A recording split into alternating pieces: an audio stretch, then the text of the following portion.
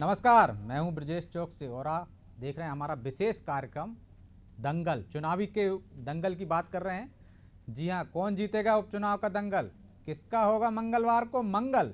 मतदाताओं ने तो अपना फैसला ईवीएम में कैद कर दिया है, लेकिन अब नेताओं की धड़कन बढ़ गई है।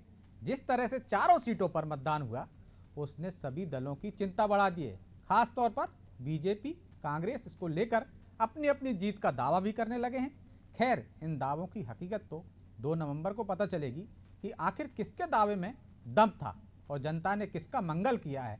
मतदान के बाद आज हम उपचुनाव के दंगल का ही विश्लेषण करेंगे, जिसके लिए हमारे साथ मौजूद हैं बीजेपी नेता गोविंद मालू, कांग्रेस प्रवक्ता योगेश गुप्ता और वरिष्ठ पत्रकार सूर्यकांत चतुर्वेदी। तीनों का बहुत बहुत स्वागत है।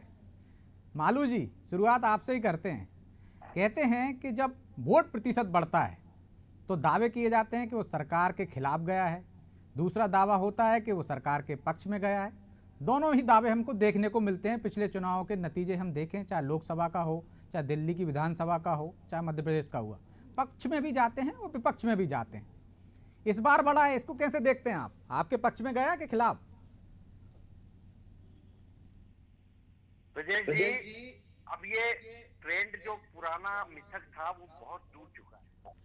कई जगह कम प्रतिशत हुआ है, कई जगह अलग अलग अलग जगह की स्थानीय स्थितियां अलग अलग हैं, वहाँ के समीकरण अलग अलग हैं, इसलिए परिणाम भी उस अनुसार। ये कहना कि कम प्रतिशत होता है तो कांग्रेस को लाभ होता है, ज्यादा प्रतिशत होता है तो बीजेपी को लाभ होता है, ये भी कहा जाता था। तो इसलिए ये सब चीजें अपनी तरफ अपनी अलग है, लेकिन वहाँ की जो जमीनी सच्चाई है और आज का जो वोट का जो ट्रेंड है, मैंने भी सब दूर बात की, लगभग सब दूर मैंने उस पर नजर भी रखी जी। और मेरा संवाद भी हुआ। मुझे जो बात समझ में आई कि चारों सीटों पर एक बड़े अंतर के साथ भारतीय जनता पार्टी के उम्मीदवार जीत रहे हैं। लोकसभा प्रतिशत को आप अलग छोड़ दें, कितना हुआ, कम हुआ, ज्यादा हुआ, जी। बट में कम हुआ शायद मेरे ख्याल से 5 थैली क्या आई है आपके पास, क्योंकि वहां के कुछ मजदूर, कुछ लोग गुजरात में पूरी के लिए गए। अलग अलग जगह का अलग अलग मिजाज है, अलग अलग जगह का अलग अलग प्रकृति है, इसलिए। लेकिन मालू जी, क्यों लगता है आपको कि जो बढ़ा हुआ प्रतिशत है या जो वोट मिला है ज्यादा, वो आपको ही मिलेगा? क्यों देगा आपको मतदाता वोट? देखिए, मैंने अब जो नया जो ट्रेंड है उसमें ज्यादा वोट हमको क्यों मिलेगा, जहां पर हमारी बात से लोग सहमत होते हैं, जी। जो विकास हुआ है, सरकार को मजबूती देना चाहते हैं, तो वो वोट हमें मिलता है। और जी। हमारे कार्यकर्ता कितनी ताकत लगाते हैं, कार्यकर्ता जी। को मतदाताओं को निकालने का मादा यदि किसी दल में है, किसी के पास कार्यकर्ता आधारित संगठन है, काडर है, वो है भारतीय जनता पार्टी के पास। कांग्रेस तो 2 दिन का चुनाव लड़ती है, शुरू से कहा जाता है आखिरी के, लेकिन अब वो चलता नहीं है सब काम। अब तो जो कार्यकर्ता के घर घर पहुंचेगा, उसको निकालेगा, अपने वोटर को चिन्हित करके, तो वो जो प्रतिशत बढ़ता है कहीं, और जो कार्यकर्ता नहीं निकाल पाते हैं कम हो जाता है। इसलिए हम आश्वस्त हैं। जो ट्रेंड है आज के चुनाव का, जो का ट्रेंड आया पूरा, उस अनुसार मैं आपसे इस बात के लिए शर्त बंध सकता हूं कि चारों सीटें हम बड़े अंतर के साथ जीतेंगे। चलिए योगेश जी, चारों सीटें बड़े अंतर से जीत रहे हैं। वो कह रहे हैं हमारे पास संगठन है, हम विकास की बात करते हैं और अपनी बात हमने लोगों तक पहुंचा दी, हमारे पास काडर है और हम अपना कार्यकर्ता उनका जो है वो वोटर को निकाल के बूथ तक पहुंचाता है। आप तो 4 दिन के लिए चुनाव लड़ते हैं, तो इस दावे को कैसे देखते हैं आप, और आपको क्यों वोट देगी पब्लिक? रिपीट कर रहे हैं आप? मैंने सुन लिया मालू जी को। निवेदन है, थोड़ा सा बिना टोके मुझे सुनने का धैर्य रखें। बिल्कुल, आपको बिना टोके 1 मिनट पूरे 2 मिनट सुनेंगे। हाँ, देखिए ब्रजेश जी, मालू जी की और शिवराज सिंह चौहान जी की बॉडी लैंग्वेज और उनकी जुबान दोनों आज एक दूसरे के विपरीत नजर आ रही थी स्पष्ट रूप से। इनका विकास कैसा है, 400 रुपए का जो गैस का सिलेंडर था वो आज 1000 रुपए का सिलेंडर है। 65 रुपए का पेट्रोल आज 117 रुपए 70 पैसे का पेट्रोल है, जिस पर 72 रुपए टैक्स आम जनता से वसूला जा रहा है। डीजल 107 रुपए है भोपाल शहर के अंदर, अब बात करें तो अमूमन 1-2 रुपए का अंतर खंडवा और चुनावी क्षेत्र में होगा। तो इस प्रकार का विकास भारतीय जनता पार्टी ने पिछले 7 सालों में किया। जनता के गाढ़े पसीने से खून चूस चूस कर 5 स्टार से ज्यादा बड़ा दिल्ली में अपना मुख्यालय बनाया है, और सेंट्रल विस्टा के नाम पर कोविड काल में भी मोदी जी ने जो लूट खसोट जारी कर रखी है, 8000 करोड़ से ज्यादा का प्लेन अपने लिए लग्जरी सुविधा सहित खरीदा गया है, ये सब जनता देख रही है। महंगा तेल, महंगा खाने का रसोई, पूरा जितना दाल दलहन चावल सब कुछ महंगा। आज रसोई का खर्चा 30 से 35% बढ़ चुका है। इन्होंने गरीब की थाली से उसका स्वाद छीन लिया है ब्रजेश जी। आज नमक का पैकेट 25 रुपए का है। तो ये भारतीय जनता पार्टी के दावों पर मुझे हंसी आती है। इन्होंने विकास क्या किया? आज भी वहां जोबट रेगांव खंडवा का जो नागरिक है वो मूलभूत सुविधाओं से वंचित है। सड़क बिजली पानी का आज भी अभाव है। 17 साल से प्रदेश के मुखिया बंटाधार शिवराज हैं। तो ये किस आधार पर जीतने की बात करते हैं? ये मालू जी आपसे शर्त लगा रहे थे। मैं कहता हूं आप शर्त लगा लीजिए मालू जी से, मैं आपके साथ हूं। तो ये चारों सीटें हारेंगे। सामने शर्त, मैं गवाह बन जाता हूँ, सूर्यकांत जी गवाह बन जाते हैं। देखिए मेरे पास भ्रष्टाचार से उपार्जित इतना धन नहीं है कि मैं तो आप मुझसे क्यों कह रहे हो कि मैं लगा लूं? महंगाई और कोविड काल में वैसे ही महंगाई ने कमर तोड़ रखी है। ये जुआ सट्टा भारतीय जनता पार्टी के नेताओं को। योगेश जी आपने सारे मुद्दे गिना दिए, इन मुद्दों के कारण आपको वोट दें कि आपने कुछ किया है, आपने जनता से बात की, आपको क्यों वोट दें? क्या नाराज हैं इसलिए आपको वोट दे दें? देखिए ब्रजेश जी बहुत अच्छा प्रश्न आपने पूछा है जी। आज की जो ये चारों उपचुनाव हुए हैं, इससे मध्य प्रदेश सरकार की स्थिरता पर या कांग्रेस की संख्या बल पर कोई फर्क नहीं पड़ना है जी। माननीय कमलनाथ जी ने अपनी सभी जनसभाओं में जनता से यह निवेदन किया है कि आप अपने वोट के माध्यम से इस सरकार को जागरूक कर सकते हैं, इस सरकार के प्रति गुस्सा जाहिर कर सकते हैं, इस सरकार के प्रति विरोध प्रकट कर सकते हैं। तो ये निवेदन कमोवेश हर सभा में किया गया है, और माननीय कमलनाथ जी ने 15 महीने जो काम किए वो जनता के समक्ष है। उसमें उन्होंने जनता को 100 यूनिट बिजली दी 100 रुपए में। इंदिरा गृह ज्योति योजना के अंतर्गत 1000 से ज्यादा गौशालाओं का निर्माण किया। युवा स्वाभिमान योजना के माध्यम से युवाओं को स्वावलंबी बनाने की काफी कुछ कोशिशें कामयाब हुई। 70,000 करोड़ से ज्यादा का निवेश आया मैग्निफिसेंट एमपी के माध्यम से। चलिए वृद्धावस्था पेंशन डबल करी, कन्या विवाह उनसे भी एक सवाल ले लेते हैं। डबल करी। ठीक है, सरकार की कई आप अपनी उपलब्धियां लेके गए थे और सरकार की नाकामियां और जो परिस्थितियां हैं उसको लेकर जनता के बीच में गए थे। जनता ने किसको चुना है ये तो 2 नवंबर को पता चलेगा। सूर्यकांत जी लेकिन दोनों दावे कर रहे हैं, मालू जी भी दावे कर रहे हैं और गुप्ता जी भी दावे कर रहे हैं। आपको क्या लगता है कि जो बढ़ा हुआ मत प्रतिशत है, हम कहते हैं या देखते हैं पहले भी, या भाजपा दावे करती है कि शहरी क्षेत्र में मतदान प्रतिशत बढ़ता है तो उसके फेवर में जाता है, ग्रामीण क्षेत्र में बढ़ता है तो कांग्रेस के फेवर में जाता है, और सरकारों के पक्ष और विपक्ष में भी जाता है। तो इसको किस नजरिए से देखते हैं और माहौल के अनुसार आपको क्या लग रहा है, किसके दावे में दम है? देखिए, राजनीतिक दल के प्रवक्ता होने के नाते गुप्ता जी हो या मालू जी हो, दोनों लोगों को अपना पक्ष मजबूती से रखना ही चाहिए, और दोनों प्रवक्ता रख रहे हैं, अच्छी बात है। इसलिए तो आप निष्पक्ष है ना, आप दोनों में से किसके पल्ले में बैठेंगे ये तब तय करेगा ना। नहीं, मैं किसी के पढ़ने में नहीं बैठूंगा। अरे दर्शकों को समझने के लिए जब एक निष्पक्ष व्यक्ति बैठा होता है तो दर्शकों के लिए समझने में आसानी होती है। दावे तो दोनों करते हैं। देखिए ब्रजेश भाई, उपचुनाव शुरू हुआ, प्रचार शुरू हुआ, तब से लेकर मतदान के एक दिन पहले तक मतदाताओं में वो उत्साह नहीं दिखा जो उपचुनाव के दौरान दिखता है। और जैसा कि गुप्ता जी ने कहा है कि इन चुनाव परिणामों से ना मध्य प्रदेश सरकार की स्थिरता पर कोई अंतर पड़ना है, ना केंद्र की सरकार पर अंतर पड़ना है।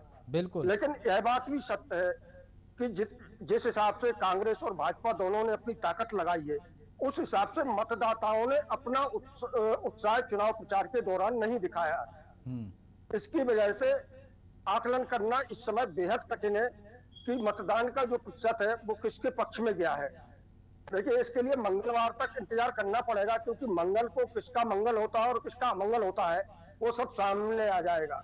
जीत के दावे कोई भी करे, लेकिन यह बात भी आपने देखी होगी कि पहली बार ऐसा हुआ है कि उपचुनाव के दौरान सत्ता पक्ष को और विपक्ष दोनों दलों को, नेताओं को नुक्कड़ सभाओं और जनसंपर्क पर ज्यादा जोर देना पड़ा है, बड़ी सभाओं के अगर आप देखें उसकी तुलना में।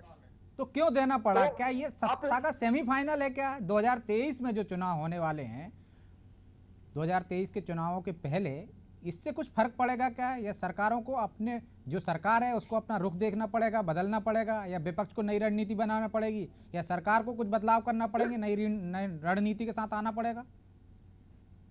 देखिए, अभी आम चुनाव में 2 साल का समय है, लेकिन भले ही 4 जगह उपचुनाव हो रहे हो, लेकिन खंडवा लोकसभा में 8 विधानसभा की सीटें आती हैं, 8 वो और 3 विधानसभा की सीटें वो जहां उपचुनाव होना है। अगर इन सबको मिला लिया जाए तो एक बड़ी संख्या होती है 14 विधानसभा सीटों की। और यही वजह है कि इस चुनाव के परिणामों को सरकार के लिए लिटमस टेस्ट की तरह देखा जा रहा है, और विपक्ष के लिए भी देखा जा रहा है कि विपक्ष कितना मजबूत है, विपक्ष का कितना प्रभाव है। तो अगर आप देखें तो राजनीतिक पंडित जरूर इसको उस हिसाब से देखते हैं कि जो सत्ता के सेमीफाइनल के रूप में देखा जाए। और इन चुनाव का खास महत्व और इसलिए बढ़ जाता है उपचुनाव का कि अभी प्रदेश में स्थानीय निकायों के चुनाव होना है, पंचायतों के चुनाव होना है, मंडी के चुनाव होना है। तो इन सारे चुनावों को देखते हुए जो चुनाव परिणाम आएंगे, मुझे लगता है कि कांग्रेस और भाजपा दोनों अपनी रणनीति बदलेगी, सरकार अपनी कार्यशैली बदलेगी, और इसी वजह से इन चुनाव को इतनी प्रमुखता से देखा जा रहा है।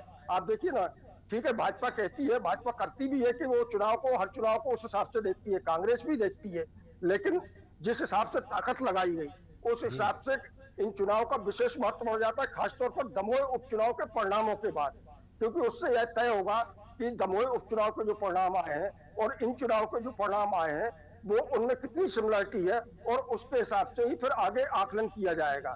तो निश्चित रूप से यह चुनाव महत्वपूर्ण दोनों दलों के लिए।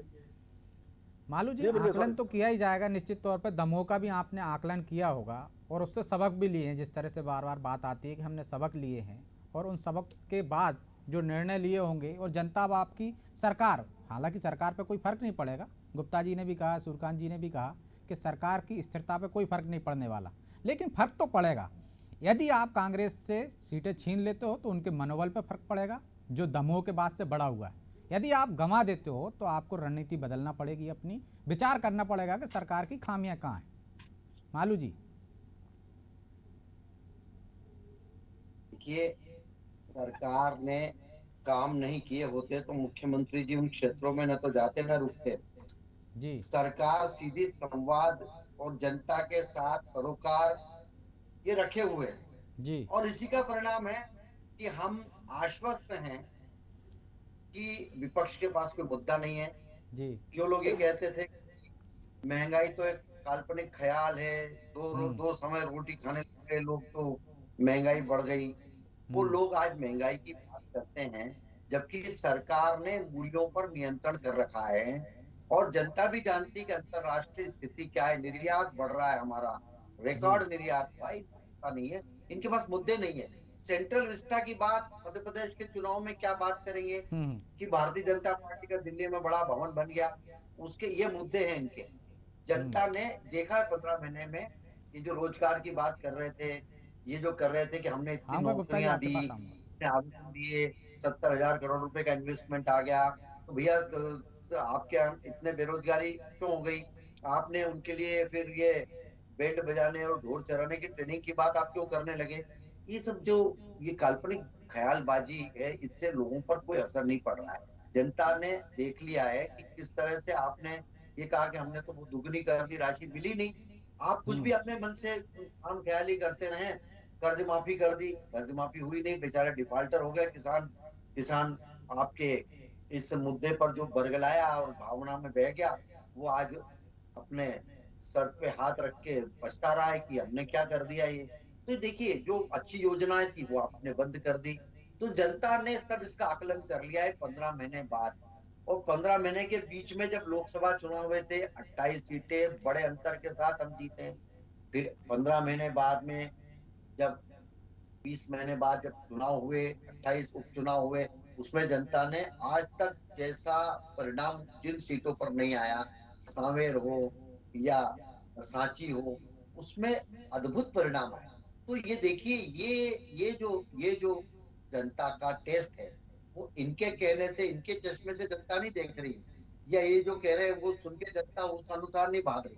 जनता तो अपना अनुभव, और हमने सीधा जनता से कनेक्ट किया। हम कांग्रेस के विरोध प्रदर्शन या बयानबाजी इस पर नहीं जाते। वो तो कहते इनके नेता कह रहे थे, इनके पास तो मुद्दा था नहीं कि शिवराज तो जेब में नारियल लेके चलता है, कहीं भी फोड़ देता है। अरे शिवराज नारियल लेके चलता है, फोड़ देता है, तो कुछ करता है तभी तो फोड़ता है, नहीं करते तो कहां से फोड़ता। आप तो शिलान्यास का पत्थर लगाते और उसका उद्घाटन का पता ही नहीं होता है।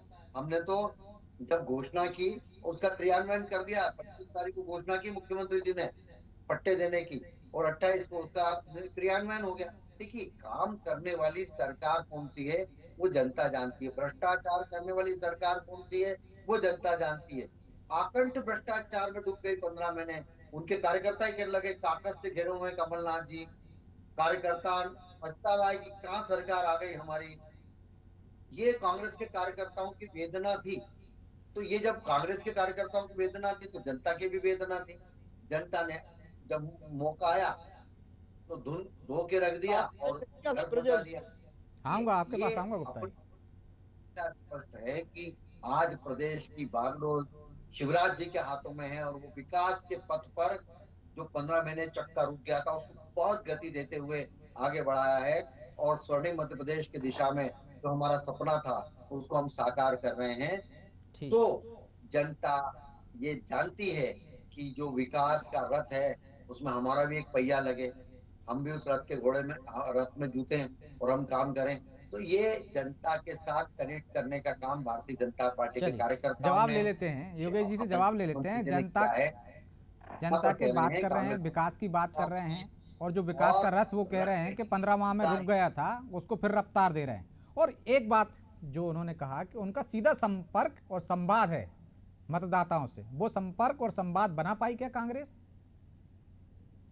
देखिए ब्रजेश जी, इनका विकास जनता ने देखा है। मैंने अभी कुछ उदाहरण दिए थे कि गैस का सिलेंडर 400 से 1000 हो गया, पेट्रोल। लेकिन कैलाश विजयवर्गीय भी कह रहे हैं कि ये विश्वव्यापी समस्या है और ये बीजेपी की समस्या नहीं है। अच्छा, खाने का तेल विश्वव्यापी समस्या है। कभी भी कोरोना के बाद जो महंगाई बढ़ी है, विश्वव्यापी समस्या है। सोयाबीन का तेल महंगा हो जाता है, ये विश्वव्यापी समस्या है। नमक का पैकेट 17 रुपए से डायरेक्ट 25 रुपए का हो जाता है, ये विश्वव्यापी समस्या है। देखिए, लूट खसोट की सरकार है ये। धन बल बाहुबल के आधार पर इन्होंने जनादेश का अपहरण किया। 35-35 करोड़ में विधायक खरीदे हैं। विधायकों का अपहरण करके बेंगलोर ले जाने वाले आज नैतिकता की बातें करते हैं। भयंकर भ्रष्टाचार से सराबोरे का भारतीय जनता पार्टी के नेता और इनके प्रवक्ता उनको डिफेंड करने की कोशिश करते हैं। उस शिवराज की बात करते हैं जिसको जनता ने 2018 में सिरे से नकार दिया था, कुर्सी से उतार दिया था। पुनः उसी भ्रष्टाचारी को इन्होंने मुख्यमंत्री के पद पर बिठा दिया। तो जब तक शिवराज की है, मध्य प्रदेश का भ्रष्टाचार होना निश्चित है। आज बिजली नहीं है, सड़क नहीं। आज जनता मूलभूत सुविधाओं से वंचित है। आदिवासियों पर अत्याचार है, महिलाओं से बलात्कार है, किसान परेशान है, किसानों की आत्महत्याएं हो रही हैं, मर रहा है किसान। आज उसको न खाद मिल रही है, न बिजली मिल रही है, न पानी मिल रहा है, और ये लोग अपनी पीठ थपथपाए जा रहे हैं। किस आधार पर इनको जनादेश देगी जनता? समझ से परे है। मचा दिया रे शोर, कांग्रेस से हो गए लोग। वो उपचुनाव क्षेत्रों में मूल जो वजह है मतदान की, वो बढ़ती हुई महंगाई और महंगाई की पराकाष्ठा, जिससे आम जनता त्रस्त है। निश्चित रूप से भारतीय के विरोध में ये मतदान हुआ। कांग्रेस 4 सीटें जीतेंगी। जी भाई बता रहे हैं जी, अभी 2 तारीख मतदान के मतगणना जिस दिन होगी उस दिन स्पष्ट हो जाएगा कि कैसी जनता कांग्रेस है। हाँ, एक और चीज बताऊंगा, एक और चीज बोलना चाहूंगा ब्रजेश जी। ये एक आने वाला नहीं है। पूरे मंत्री योगेश जी एक एक करके बोलेंगे तो दोनों की बात समझ में आएगी। जिस प्रकार मतदान के दिन और मतदान से एक दिन पहले तक पूरा मंत्रिमंडल, पूरा प्रशासनिक अमला जिस प्रकार इन्होंने लोकतंत्र की हत्या करी है, उसका चीरहरण किया है, जमकर प्रशासन की निगरानी में शराब बंटवाई है, पैसा बंटवाया है, अगर ये आधार इनकी जीत का है वो तो आरोप आप पे भी लगा रहे हैं, पृथ्वीपुर में आप पर आरोप लगा रहे हैं, आपकी पार्टी पर आरोप लगा रहे हैं, किस शिकायतें की हैं? कांग्रेस पे लगाते हैं, शुरू से ये यही कर रहे हैं, भ्रष्टाचार ये करते हैं, आरोप। उनके एक मंत्री पर, एक सांसद पर, एक विधायक पर कार्रवाई हो गई है योगेश जी। अभी का यही है, ईवीएम में गड़बड़ है, इनके एक सांसद और मंत्री पर एफआईआर हुई। ये देवदार जो बच्चे हैं कांग्रेस के हताशा का परिचायक है और पराजय वीडियो वायरल बोलता है 70 बूथ लूटेंगे हम, 70 बूथ। चलिए सूर्यकांत जी, मुद्दे तो हमेशा वही रहते हैं जिन मुद्दों पर चुनाव होते हैं, लेकिन क्या आपको लगता है कि मतदाताओं के पास कोई विकल्प नहीं है, इसलिए उसे कांग्रेस और भाजपा में से किसी एक को चुनना है? तो किसको चुनेगी वो, कौन बेहतर है, ये तो सोचती होगी। ब्रजेश भाई, जनता के पास मजबूरी है कि मध्य प्रदेश में कोई विकल्प वाकई नहीं है कांग्रेस और भाजपा के अलावा, इसलिए वो कभी कांग्रेस के प्रत्याशी को चुनती है तो कभी भाजपा के प्रत्याशी को चुनती है। रही बात जिस तरह से अभी भ्रष्टाचार की बात कर रहे थे, तो भ्रष्टाचार के मामले में ना कांग्रेस साफ है ना भाजपा साफ है।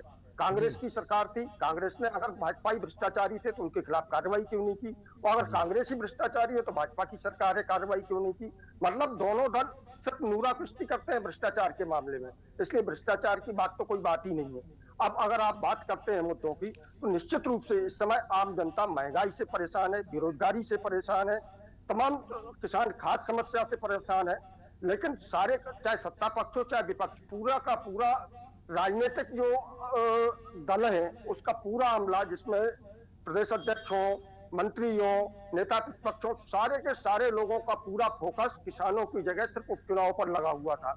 अगर किसान खाद के लिए परेशान था तो यह एक अच्छा मौका था कि विपक्ष उनके साथ खड़ा होता और एक बड़ा आंदोलन खड़ा करता, उसका निश्चित रूप से फायदा उपचुनाव में मिलता। और सत्ता पक्ष के लोगों को चाहिए था कि उनकी समस्याओं का निदान करते और किसान आंदोलन पर ना उतर पाते। तो आपको लगता है कि विपक्ष यहाँ चूक कर गया, लगता है आपको, ऐसा लग रहा है कि आपको विपक्ष चूक कर गया? अच्छा मौका, निश्चित रूप से विपक्ष चूक कर रहा है। आप देखिए, जिस पेट्रोल की महंगाई को लेकर सत्ता में, प्रदेश की सत्ता में होने के बाद मुख्यमंत्री साइकिल चलाकर सड़कों पर उतर जाया करते थे। आप बता दीजिए कांग्रेस में, लेकिन विपक्ष तो ये सोच रहा है ना सूर्यकांत जी कि हर व्यक्ति पेट्रोल खरीदता है, उसको पता है कि उसके रेट कितने बढ़ गए हैं, तो वो उस हिसाब से खुद निर्णय ले लेगा, उसको जाने की क्या जरूरत है?